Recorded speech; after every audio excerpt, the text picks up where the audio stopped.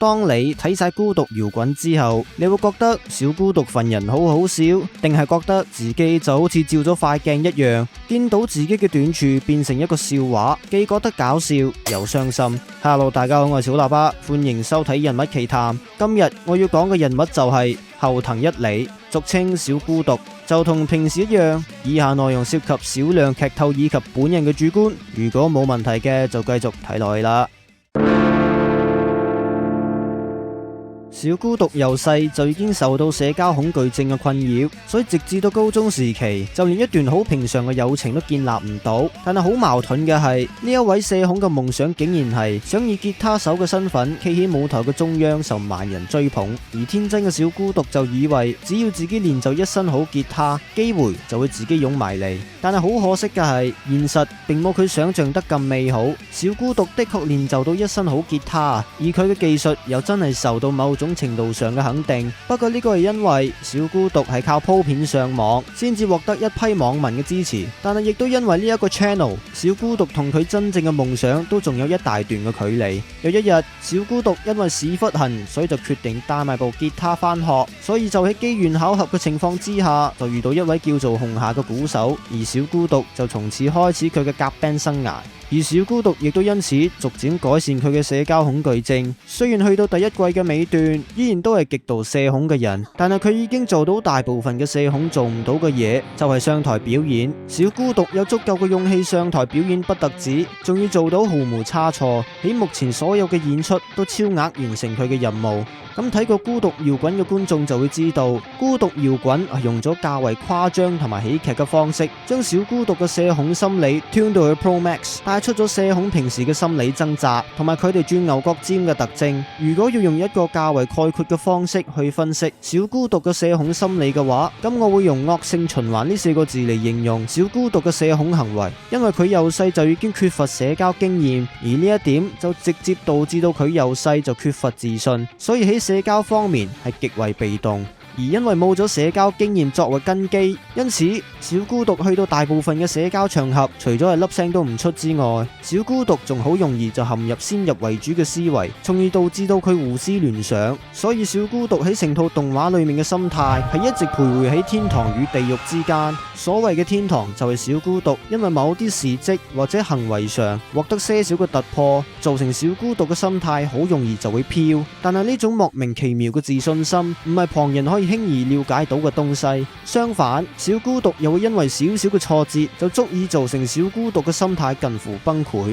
之前辛辛苦苦踏出嘅第一步，就會因為嗰個小挫折而倒退翻2步。再簡單啲概括成件事就係，小孤獨因為由細就已經缺乏自信，所以小孤獨獲得自信心嘅來源係較為特殊，好容易就會從一啲小事獲得一啲令人產生黑人問號嘅自信心。但係亦都因為咁，小孤獨係極為容易就會感到無力、恐懼，甚至乎係崩潰感。就例如一個好早期嘅例子就係，當小孤獨終於鼓起勇氣同陌生人維持眼神接觸嘅時候，紅夏見到小孤獨咁賣力，就梗係想鼓勵下佢啦。於是乎就講咗一句：你終於踏出改變嘅第一步啦，之類啲咁嘅說話。小孤獨聽到之後即刻心態崩潰，因為喺外人眼中嘅第一步，對小孤獨嚟講就等同於佢嘅1000步。另外一個例子就係，當小孤獨因為填晒一首歌嘅歌詞而感到自豪嘅時候，但係就得知因為要參加 audition， 因此自己嘅心態喺職場又再產生咗180度嘅轉變。不過小孤獨被逼陷入佢嘅惡性循環之前，嚟面對種種唔擅長嘅事情。首先，小孤獨會開啟自己嘅保護機制，諗盡一切嘅辦法去轉牛角尖，逃避責任。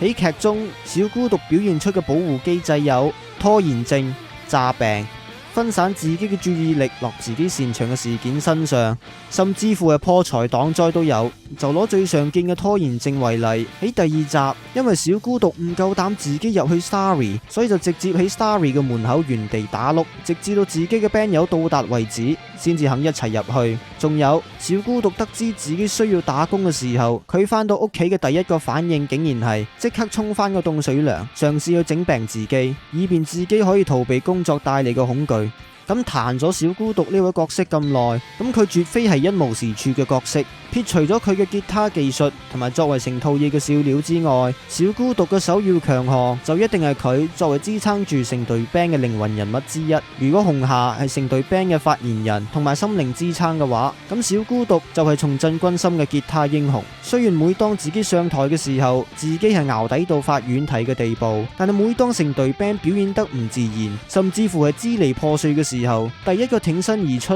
嘗試去重振軍心嘅就一定係佢。因為比起社交帶嚟嘅恐懼，或者係面對觀眾席嘅嫌棄，小孤獨更害怕嘅係失去難得揾到嘅摯友。所以小孤獨只有去到關鍵嘅時刻，先至能夠解放佢真正嘅技術 carry 全場。而小孤獨嘅第二個強項就係擁有非比尋常嘅觀察力，因為只有佢先至睇得出人哋喺背後付出嘅努力。喺劇中，隊 band 嘅主唱喜多因為曾經欺騙過佢哋，聲稱自己係識得玩吉他，但係自己連吉他同 bass 都唔識分，所以就一直認為自己係冇資格回歸隊伍。雖然喜多的確係講過大話欺騙佢哋，但係細心嘅小孤獨就發現到喜多喺背後練吉他嘅付出，因此唔打唔撞就成功說服到喜多歸位。而小孤獨嘅第三個強項就一定係作為團結 band 裏面最佳嘅聆聽者。眾所周知，內向嘅人除咗係觀察力強之外，佢哋仲係每個人傾述時最佳嘅聆聽者。隨住劇情嘅推移，小孤獨靠自己嘅實力一次又一次拯救隊 band， 所以紅霞亦都因此對佢逐漸敞開心扉，將自己嘅 band 隊夢分享埋一份俾佢。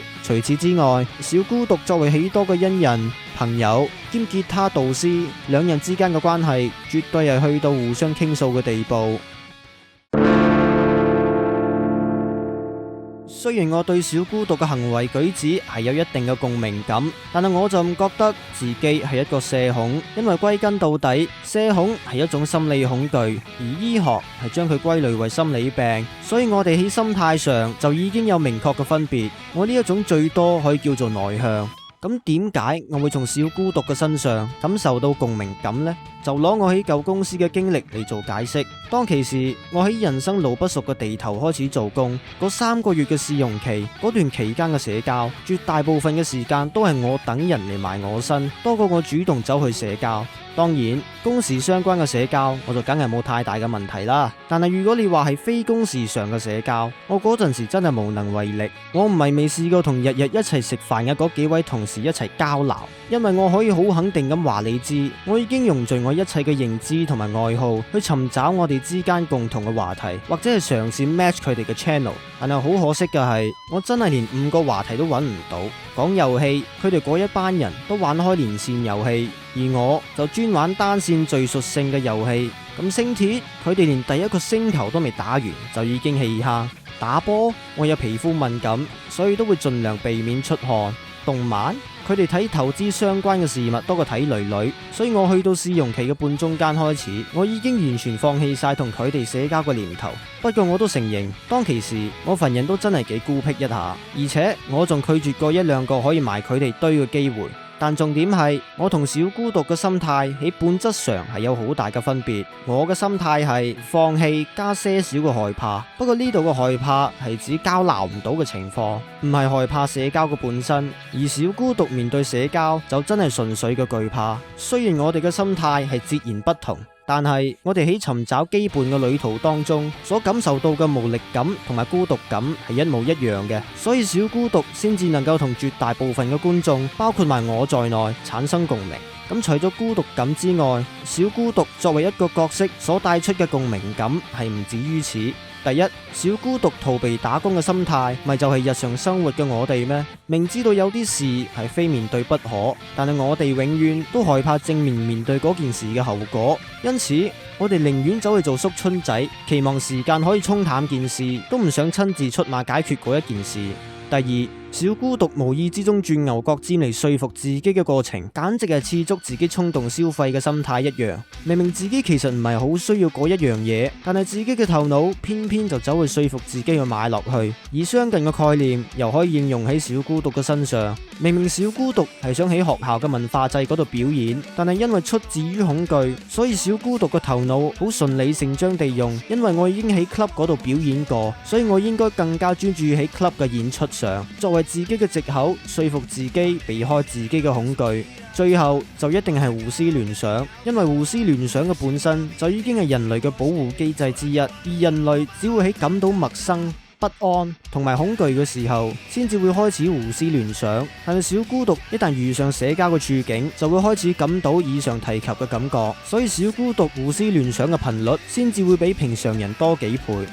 總括而言，小孤獨作為社恐嘅代表，用咗喜劇嘅方式，成功喺無數毒撚嘅心目中產生咗共鳴。無論係社恐嘅恐懼，定係逃避嘅心理，都用咗喜劇嘅方式表現得淋漓盡致。就係咁，小孤獨透過自身嘅缺點，吸納咗唔少嘅 fans，並且喺毒撚嘅心目中留下改變嘅希望。咁今日嘅時間就到咁上下啦，中意條片就記得俾個 like 同埋訂閱個 channel， 同埋最重要嘅就梗係 share 俾你哋嘅朋友睇啦。最後，如果你哋想支持埋我做直播嘅話，就記得去條片嘅簡介嗰度撳 Twitch 嘅 link 去 Twitch follow 埋我啦。咁我哋就下條片見。